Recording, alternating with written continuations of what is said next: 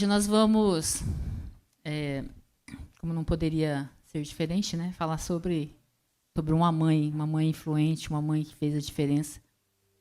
E na verdade é até difícil a gente escolher uma mãe que a gente tem de exemplo na Bíblia para falar, né? Porque são tantas mães que fizeram tantas coisas de forma extraordinária, né? Tem tantas histórias ali.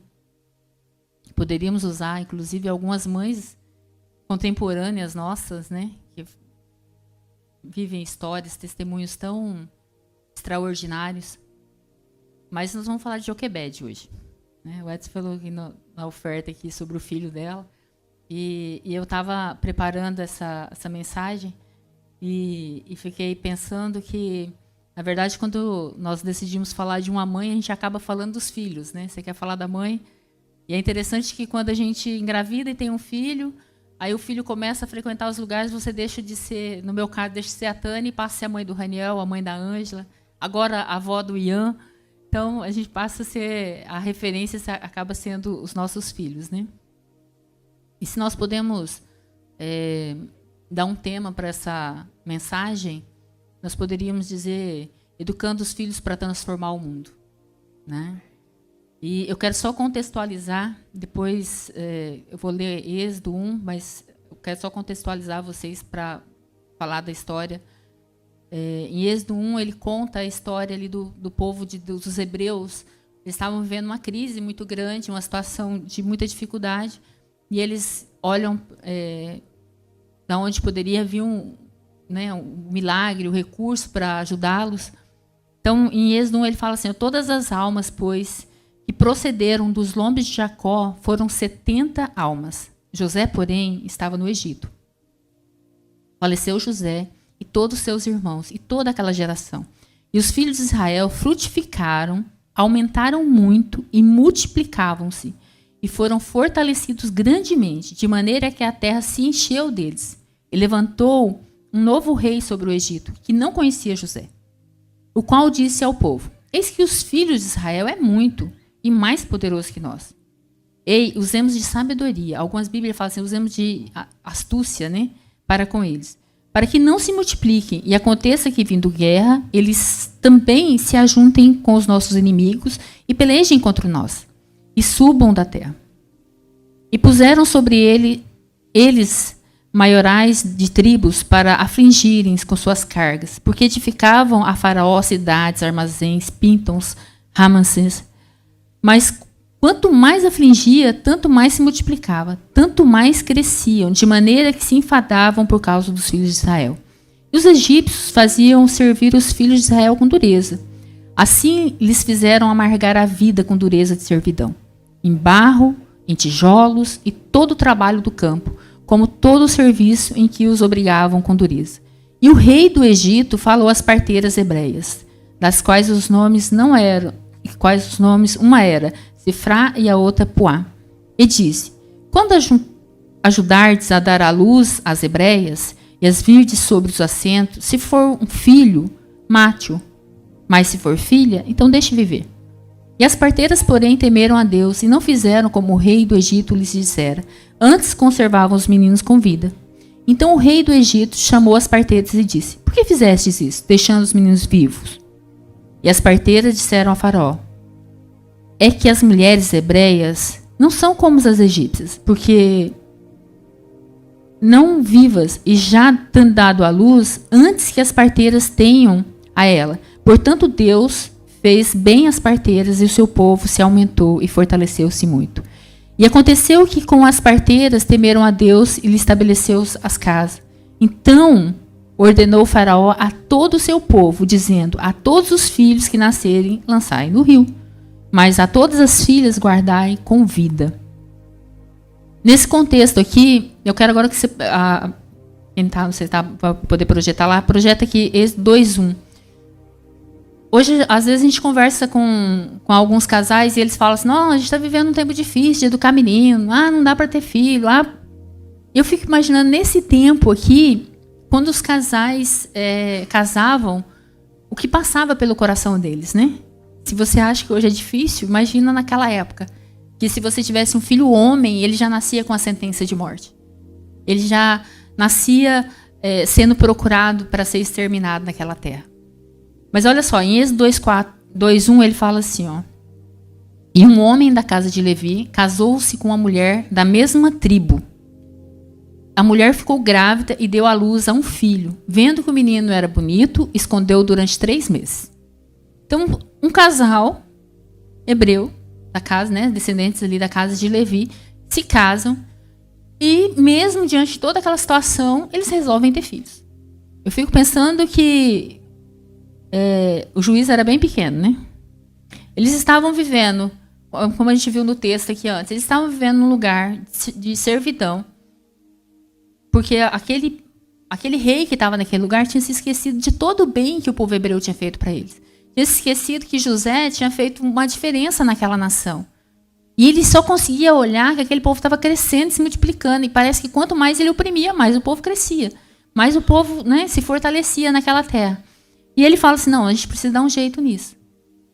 E é interessante que ele olha para aquele povo e fala assim, vamos começar a matar os homens. Né? Se a gente mata os homens, as famílias vão ter, as meninas que vão sobreviver vão ter que se casar com os egípcios e, né, vão misturar esse povo, vão inserir a nossa cultura lá dentro e a gente acaba com essa confusão. Mas quanto mais aquele rei tentava desta forma, Deus agia em favor do povo. Deus cuidava daquele povo. Então, o faraó falou assim, olha, se não conseguir através das parteiras, então eu vou fazer o seguinte, eu vou pegar toda a nossa população e vou colocar para trabalhar em favor. Né? Então, qualquer um que encontrasse uma criança recém-nascida, menino, era para matar. Joga no Nilo lá para o jacaré comer, para que não... E a Bíblia nos conta a história dessa família que, diante de toda aquela situação, eles decidem ter um filho. E eu fiquei pensando nisso daqui, porque hoje nós engravidamos e aí vamos no médico, fazemos ultrassom. Com 30 dias você pode fazer, existe um exame, não sei como é que chama aqui, mas no Brasil chama sextagem, né? Você já sabe se é menino, se é menina. Então, hoje, pela ultrassom, aí, com 12 semanas, você já sabe se é menino ou menina. Então, hoje é muito simples. Durante a gravidez, você já sabe o que você está esperando. Naquela época, não. Tinha que esperar nascer para olhar. Então, você imagina 9 meses, a mãe, o pai... Né, toda a família ali com aquela preocupação do que seria aquela criança. E quando ela nascesse, o que faria. E, segundo os historiadores, o livro de Êxodo, né, a grande probabilidade realmente que o livro de Êxodo foi escrito por Moisés. Eu fiquei pensando nisso daqui, a primeira coisa que Joquebede inseriu em Moisés foi a autoestima, né? Ele fala assim, porque quem fala que o menino era formoso foi ele, né? Ele falou assim, nossa, quando eu nasci, olhou e falou, nossa, que menino bonito! Então, acho que ele ouviu a mãe dele contando, né? E sabe como é que é mãe, né? Ele fala assim, oh, que menino bonito! E nessa situação, nesse contexto ali, uma das coisas que me chama muita atenção é que aquela família ela não se conforma com aquele decreto. Né? Porque parecia, diante dos olhos, que não tinha uma outra saída. Que realmente teria que fazer um sacrifício. E aquela mãe tem a criança, olha para ele, esconde ele por 3 meses. Eu imagino a tortura que foi dessa família por 3 meses. Ter que cuidar, porque a criança não podia chorar, porque se chorasse alguém podia vir ali fiscalizar o que aquela criança era. Então, assim, imagina, além dos 9 meses de gravidez, mais esses 3 meses de tortura. Mas uma coisa que é interessante é que a não conformação daquela mãe, ela desenvolve um plano para salvar o filho dela. Né? Porque se ela não tivesse no coração dela a convicção que ela salvaria o filho dela, ela não teria feito as coisas da forma que ela fez. Eu acredito realmente que Joquebede, ela confiava tanto em Deus, que ela tinha certeza que de alguma forma Deus cuidaria do filho dela. Em Êxodo 2:3 ele fala assim, ó, já não podia mais escondê-lo. Pegou um cesto feito de junco e vedou com pinche e betume. Colocou nele o menino e o deixou o cesto entre os juncos à margem do rio Nilo. Joquebede pega um cesto. A gente sabe que um cesto de palha, se você colocar ele na água, você vai colocar ele automaticamente, ele vai afundar. Né? Ele vai absorver a água e a criança morreria afogada. Mas o que Joquebede faz? Ela cria uma cápsula, né? Ela cria ali uma arca para salvar o filho dela. Ela pega aquele cesto, ela passa o pinche, porque ele vai criar um isolamento ali, ele vai impermeabilizar aquele cesto. né? E ela passa o vime, ela passa o betume, ela deixa aquele negócio bem seladinho. Eu acredito ali que no plano dela ela passou, deixou sair o cheiro, né? Porque era uma criança pequena, deixou secar direitinho, testou para ver se não afundava. E aí ela pega o filho e coloca dentro daquele cesto e vai lá no Nilo e coloca a criança junto ao junco, ali nas margens do Nilo. E o interessante é que, diante daquele perigo iminente da morte da criança, quando você olha para essa situação, fala assim, como que pega um bebê de 3 meses e coloca lá onde tinha jacaré, onde tinha peixes grandes, onde podia virar, né? Mas uma outra coisa que é interessante é que ela confia completamente. Mas ela coloca lá, e eu, no versículo 4 fala assim, a irmã do menino ficou observando de longe para ver o que lhe aconteceria. Quando a gente olha para isso aqui aponta para a forma que Joquebede educava os filhos. Ela colocou lá, mas ela envolveu toda a família. Miriam era uma criança nessa época, e ela fica de olho no que está acontecendo. O que vai acontecer com o meu irmão? A Miriam fica ali olhando toda aquela situação, né? Vou ficar aqui olhando, porque podia ter ficado Joquebede, podia ter ficado o marido dela, mas não, mas ficou Miriam. No versículo 5 ele fala assim, ó, a filha de Faraó descerá ao Nilo para tomar banho. Enquanto isso, as suas servas andavam pela margem do rio. Nisso viu um cesto entre os juncos e mandou sua criada apanhá-lo. Ao abri-lo, viu um bebê chorando. Ficou com pena dele e disse, este menino é dos hebreus? Eu fico olhando para isso daqui e pensando que quando a gente confia em Deus, Deus levanta socorro para a gente de onde a gente menos espera, né? Porque eu não acredito que Joquebede tinha planejado que a filha de Faraó pegasse o filho dela ali naquela margem, né? Mas Deus levanta, Deus faz de uma forma que a gente não entende. Quando nós abrimos mão e confiamos em Deus, Ele move uma porta, Ele move as pessoas. Ele levanta pessoas que às vezes nós nem conhecemos para nos ajudar. No versículo 7 ele fala assim, então a irmã do menino aproximou-se e perguntou à filha do Faraó, a senhora quer que eu vá chamar uma das mulheres dos hebreus para amamentar o menino? Aí a filha do Faraó responde, não quero, respondeu ela. E a moça foi chamar a mãe do menino. Miriam estava, eu fico pensando aqui que Miriam estava igual sabe aqueles pescador que joga, né, a linha lá, a isca, e fica, na hora que o peixe fisga, a Miriam ficou desse jeito, né? Quando a filha de Faraó foi lá, abriu, né, olha pro menino, que nem diz Moisés, aquele menino bonito, e eu fiquei pensando nisso daqui. Todo mundo conhece a Pietra aqui, da Sirlene e do Felipe? Todo mundo sabe quem que é a Pietra? A Pietra, ela é super simpática. Né? Você conversa com ela, já dá logo aquele sorrisão para você e tal. Eu fiquei imaginando que Moisés foi mais ou menos isso aqui. Na hora que ela abriu o cesto assim, ele já deu logo aquele sorrisão sem dente para ela, né? E ela falou, nossa, que menino bonito. Nossa. Segundo Moisés, ele era bonito, né? E aí foi o boi com a corda, né? Não teve mais jeito. Não teve como devolver o menino, não teve como abrir mão daquele menino. E aí, eu fico pensando, Miriam chega lá e olha assim, toda despretensiosa, fala, oh, um menino. Nossa, o que será que ele está fazendo aqui, né? Olha, será que é que eu chamo alguém para ajudar a alimentar esse barrigudinho aí para a senhora? Porque a senhora não tem leite, né? Como é que vai fazer? Eu posso ver se eu acho alguém lá, né?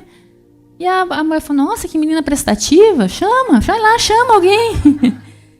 E ela falou assim, vou lá ver se eu acho alguém para a senhora. Quem sabe a gente conversa direitinho lá, a gente acha uma hebreia lá que está dando leite, ela vai sustentar esse menino para você. E aí Miriam vai... né? E fala com a mãe do menino para que ela possa cuidá-lo. E ela chama essa mãe para ser em alguns lugares do Brasil se fala ama de leite, né? É ama de leite? Quando a mãe não podia amamentar, quando eu era criança tinha essa história de ama de leite. Então chama alguém para ser a ama de leite. E no versículo 9 fala, então a filha de Faraó disse à mulher, falou aqui para a mulher que seria a mãe de leite do filho dela naquele momento, né? Fala para Joquebede, para a mãe do menino, que ela não sabia que era a mãe do menino. Leve este menino e amamente-o para mim, e eu pagarei para você por isso. A mulher levou o menino e o amamentou. Eu fico olhando para essa história aqui, e nesse momento aqui, Joquebede volta para casa. pouco antes, Joquebede tinha voltado para casa sem o filho, com o coração apertado, sem saber o que aconteceria com ela e com o filho dela naquele rio. Nesse momento aqui, Joquebede volta para casa com o filho no colo. Joquebede volta para casa com um emprego, né? Ela vivia numa situação muito difícil ali, naquele momento. Ela volta para casa com um emprego. Ela volta para casa com uma proteção da filha de Faraó. Ela cria um ambiente completamente diferente de tudo que estava acontecendo. É uma mãe que há pouco tempo estava chorando porque o seu filho estava indo para a morte. Agora ela volta para casa com o seu filho, com toda a provisão, com toda uma história diferente naquele momento. Ela volta para casa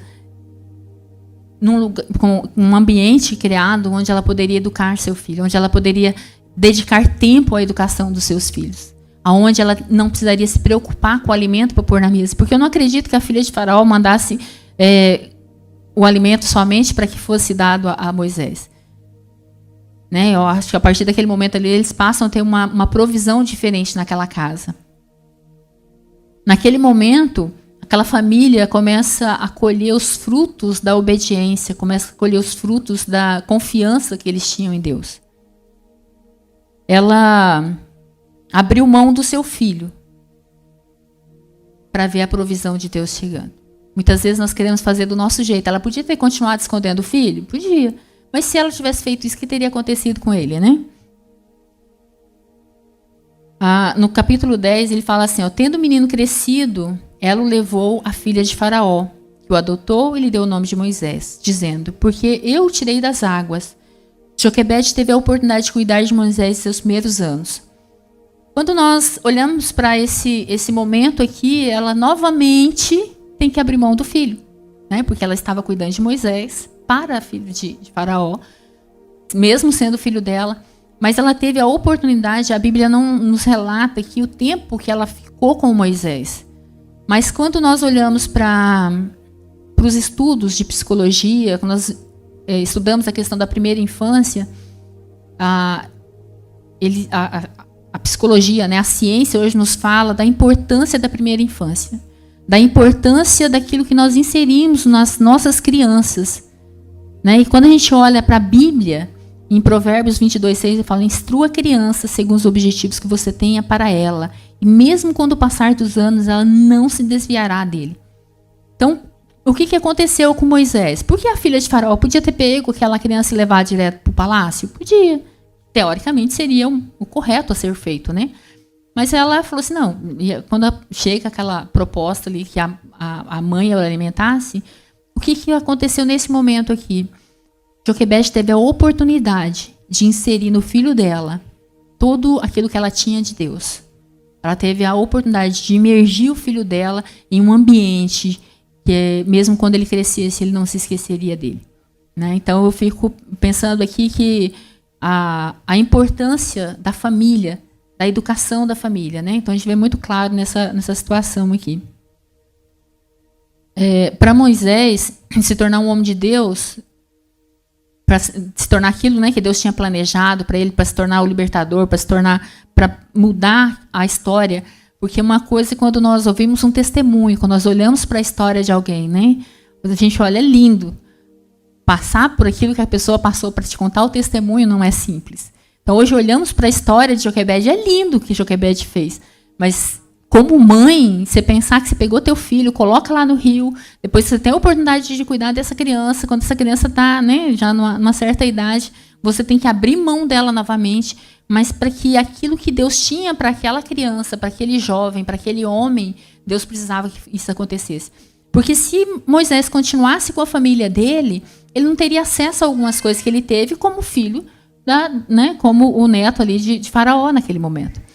Então, Moisés é levado para o palácio, Moisés é educado nas melhores escolas que tinha, ele teve acesso a matemática, ele teve acesso à geografia, à história, ele teve acesso à elite daquela época. Né? Então, tudo que tinha de bom e de melhor, a questão das lutas, estratégias de guerra, eu acredito que tudo isso foi ensinado a Moisés como o filho da filha de Faraó, como o neto de Faraó. Então, ele estava sendo considerado naquela terra um príncipe. né? Então, tudo aquilo que tinha direito naquele palácio, ele tinha acesso. Então, ele teve a primeira infância dele ali, onde ele foi imergido, né, na questão da vida cristã. Ele vai para o palácio para fazer essa formação acadêmica, né? Toda essa instrução que era necessário para que aquilo que Deus tinha para ele se cumprisse. E quando nós olhamos no decorrer da história, tudo aquilo que foi inserido nele foi necessário no longo da vida dele. Né? E às vezes a gente olha para a nossa vida, às vezes você passa por uma situação e fala, mas por que eu estou passando por isso? E depois, ao longo do tempo, você vê que aquilo serviu para forjar você de alguma forma para ajudar alguém. Né? Então, quando a gente olha para Moisés, foi exatamente isso que aconteceu com ele. Em Hebreus 11, ele fala assim, ó, Hebreus 11, 23. Pela fé, Moisés já nascido, foi escondido por 3 meses por seus pais, porque viram que o menino era formoso e não temeram o mandamento do rei. Pela fé, Moisés, já grande, se recusou a ser chamado de filho da filha do faraó. Escolhendo antes ser maltratado como o povo de Deus, do que por um pouco de tempo ter gozado do pecado. Tendo por maiores riquezas e virtude de Cristo do que os tesouros do Egito, porque tinha em vista a recompensa. Pela fé deixou o Egito, não temendo a ira do rei, porque ficou firme, como vendo o invisível. Pela fé celebrou a Páscoa e a aspersão do sangue para o destruidor dos primogênitos que não lhe tocassem. Pela fé passaram o Mar Vermelho, como por terra seca, o que intensamente os egípcios se afogaram. Quais são as lições que nós tiramos dessa história, né? Quando nós olhamos essa fé que Moisés tinha, né? Quando Deus falou com ele lá, ele não questionou. Quando acontece a situação que ele tem que fugir do Egito ali para não ser punido por aquilo que ele tinha feito, a gente olha em todas essas situações, a fé que foi inserida nele enquanto criança. Né? E eu fico pensando que, como mãe, Joquebede parecia que era uma pancada atrás da outra, né? Deixa o menino no rio, devolve o menino para... De repente, porque eu acredito que Joquebede, ela acompanhava Moisés. Né? Ela vivia naquele contexto histórico. De repente, ele tem que fugir porque matou o outro lá. Então, assim, a história dessa relação dessa mãe com esse filho, ela nunca foi simples. Né? E uma das lições que a gente aprende com Joquebede é que ela foi uma das mães mais bem-sucedidas que nós podemos ver de relato na Bíblia. Por que eu falo isso? Quando a gente olha lá para o livro de Miqueias, no versículo 6, ele fala assim, ó, pois te fiz subir da terra do Egito e da casa da servidão te remi, e enviei adiante de ti Moisés, Arão e Miriam. Quem eram os filhos de Joquebede? Né? Arão, Miriam e Moisés. Os 3 filhos dela não se perderam. Os 3 filhos dela mudaram a realidade daquele povo. Os 3 filhos dela se tornaram as pessoas mais influentes naquele momento da história ali. Né? Então a gente olha para Arão, ele se torna um sumo sacerdote. A gente olha para Miriam, uma profetisa, ela tocava, ela cantava, ela fez uma diferença naquele povo ali. E quando a gente olha para Moisés, né? Moisés, ele um libertador, um líder religioso, um juiz, legislador, um profeta. Mas de todas essas características, quando a gente olha para Moisés, ele foi o único profeta, né? O único que conversava face a face com Deus. Eu fico pensando nessa mãe, eu fico pensando nessa educação que essa mulher conseguiu desenvolver, nos valores que essa mulher conseguiu inserir nos filhos dela. Que de forma tão profunda que nem a escravidão, que nem, né, o exílio, que nada desviou esses filhos do caminho do Senhor. E eu fiquei olhando para essa história, para essa mulher, e o que veio, né, no meu coração E quando a gente fala a questão daqui de que Deus falava em Êxodo, por exemplo, né, 11, ele fala assim: e falava o Senhor a Moisés face a face, como qualquer um fala com seu amigo. Quando a gente olha para uma mulher que educou um filho, que ele consegue desenvolver um relacionamento a esse nível com Deus, algo de certo ela fez, né? E muito certo, de extraordinário. Quando eu olho para Joquebede, eu vejo que ela criou os filhos para ser influenciadores do mundo e não para serem influenciados para o mundo, né? Então, às vezes, a gente fica com o nosso coração, muitas vezes... Eu queria que as meninas chamassem as crianças.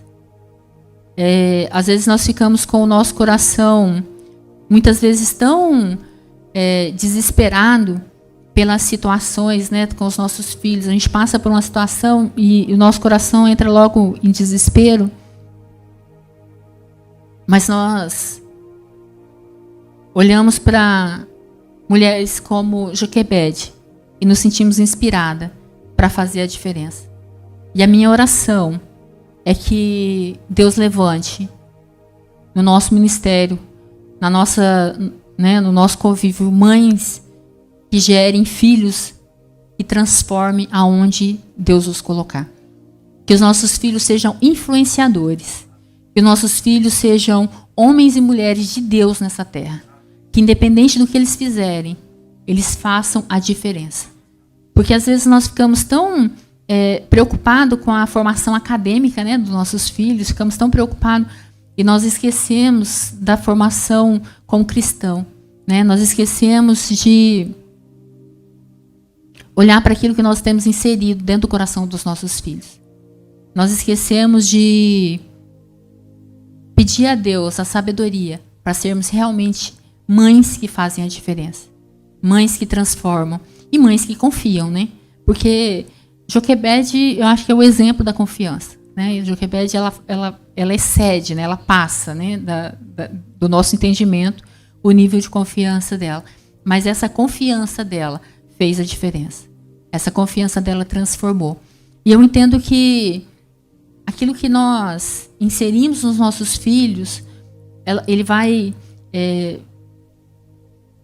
alcançar a geração, né? Nós inserimos o nosso filho, que vai inserir nos nossos netos, que vai, né? Então, que minha oração realmente é que nós possamos ser mães que fazem a diferença, que gera filhos que sejam influenciadores e não influenciados, né? E aí a gente está vivendo agora uma época tão grande dos influenciadores digital, né? Que a pessoa faz um negócio, não tem... Que os nossos filhos sejam blindados, né? Que eles sejam blindados, que a gente consiga realmente inserir valores dentro do coração deles e faça a diferença. Que independente daquilo que é oferecido, que independente do banquete, independente das riquezas, eles não se corromperão com isso. Nossos filhos farão a diferença.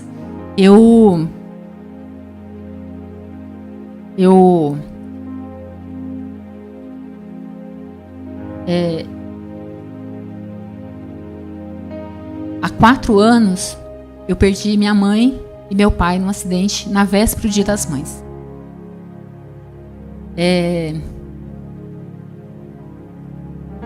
Para mim não é simples o Dia das Mães. Eu acho que é um dos dias mais complicados do ano para mim. E às vezes a gente fala assim, com o tempo as coisas vão ficando mais fáceis, né? E quem não tem a mãe sabe que com o tempo não vai ficando mais fácil. A gente vai aprendendo a lidar com a situação, a gente vai aprendendo a conviver com ela. A gente sabe que essa é uma situação natural da vida, né? As pessoas, elas vão. E uma das coisas que Deus falou muito forte ao meu coração há um tempo é que eles estão em casa. E que eu ainda não fui para casa, né? Eu que não estou em casa. Mas se eu posso dar um conselho a você que tem mãe, às vezes a mãe está no Brasil, né? Muitos daqui a mãe está no Brasil, ou você que está nos ouvindo, que você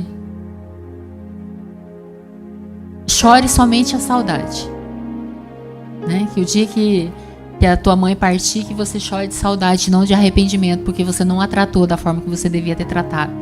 né, que você não tratou seus pais da forma que tinha tratado. Você que tem mãe, liga. Você que tem mãe, dá um presente. Você que tem mãe, honre ela. Você que é mãe, né? Descanse teu coração, porque a gente é muito boa em querer resolver os problemas dos nossos filhos, né? E a gente só descobre isso sendo mãe. Mas a gente olha, a gente não entende mãe, né? A gente tem algumas situações a gente acaba não entendendo mãe. Mas quando você é mãe, você descobre que tudo aquilo, toda aquela forma que ela fazia, é porque ela ama você, porque ela está preocupada com você, né? Então a gente vai desenvolvendo essas questões. E nessa questão do filho, uma das coisas que Deus falou muito forte para mim é que quem cuida dos nossos filhos é Ele, né? E quando a gente olha para essa situação, é realmente isso. Quem cuida dos nossos filhos é Deus. Quando nós olhamos para o exemplo de Joquebede, quem cuidou de Moisés desde o começo foi Deus. E eu queria orar com você, mãe, para que realmente nós possamos descansar o nosso coração em Deus. Quem cuida dos nossos filhos é Ele. Quem vai fazer com que os nossos filhos tenham sucesso naquilo que eles forem fazer é Deus, né? Nós podemos fazer a nossa parte, podemos ensiná-los, podemos inserir neles valores, podemos testemunhar com a nossa vida na vida deles. Mas quem vai fazer na vida deles não é você, é Deus. Amém? Deus, nós colocamos cada mãe diante do Senhor. Pai, não é simples descansar o nosso coração em Ti. Não é simples, meu Deus, entregar os nossos filhos ao Senhor. Quando falamos, meu Deus, muitas vezes falamos sem ter o entendimento do que essa palavra significa. O Senhor nos deu o privilégio de sermos mãe. O Senhor deu-nos o privilégio de gerarmos vida. Oh, Espírito Santo, que nós possamos inserir em nossos filhos os valores do Senhor. Como nós vemos, ó Pai, no testemunho dessa mãe, que gerou 3 filhos, que fez a diferença aonde o Senhor os colocou, que influenciaram uma geração, que tiraram o povo, ó Deus, da escravidão. Ó Espírito Santo, que os nossos filhos sejam usados, ó Pai, para tirar as pessoas, ó Pai, da escravidão do pecado, para tirar o povo, ó Pai, da escravidão do mundo, para levar as pessoas, ó Pai, a ter um relacionamento contigo, para levar as pessoas, ó Pai, à adoração ao Senhor. Homens e mulheres de Deus nessa terra, homens e mulheres que fazem a diferença. Oh Espírito Santo, a provisão vem do Senhor, o cuidado vem do Senhor, o sucesso dos nossos filhos vem do Senhor, meu Pai. Oh Espírito Santo, nós queremos te agradecer pelo privilégio, meu Pai, de ter tido uma mãe, pelo privilégio, Pai, de sermos mãe. Oh, meu Pai, nos ensina cada dia a exalar o bom perfume do Senhor. Que os nossos filhos, Pai, possam olhar para nós e ver em nós um exemplo de serva do Senhor. Trabalhe em nós, meu Pai, trabalhe em nós, para que nós possamos fazer a diferença na vida dos nossos filhos e através da nossa vida, Pai. Assim eu oro, eu abençoo cada mãe aqui. E eu declaro, meu Pai, que a nossa geração servirá ao Senhor. A nossa geração será uma geração diferente, influenciadora. Uma geração que não se deixa influenciar pelo mundo, mas que transforma o ambiente aonde o Senhor os colocar. Assim eu oro e eu abençoo cada mãe, em nome de Jesus. Amém?